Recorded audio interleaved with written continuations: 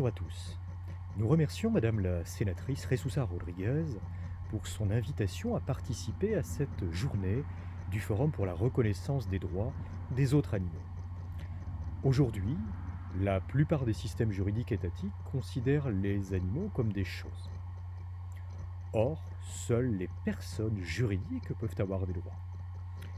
Des données convergentes en provenance des autres sciences confirment que les connaissances actuelles imposent un nouveau regard juridique sur l'animal.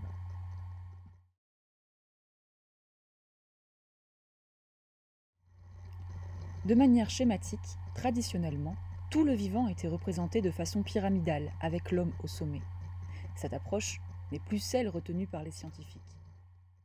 Désormais, la classification se fait au sein du buisson du vivant. Ce changement de paradigme est important. Il n'y a pas de hiérarchie dans cette arborescence. De plus, la science démontre chaque jour que les animaux sont des êtres vivants, sensibles et intelligents.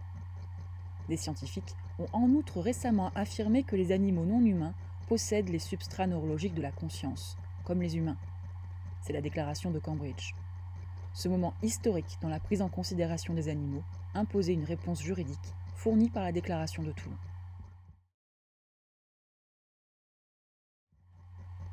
La déclaration de Toulon a pour objectif de marquer les esprits sur le fait que l'animal n'est pas une chose et qu'il est possible, en droit, de considérer l'animal comme une personne, et plus précisément comme une personne physique, non humaine.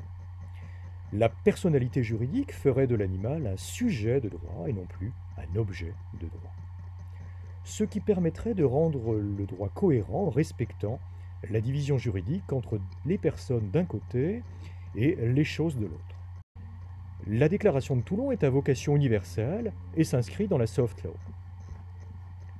Elle pose un principe fort, ce qui peut être mobilisé par tous ceux qui voudraient faire évoluer le statut juridique de l'animal.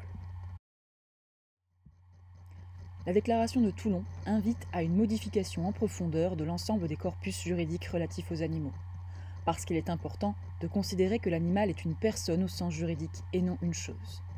Merci pour votre attention.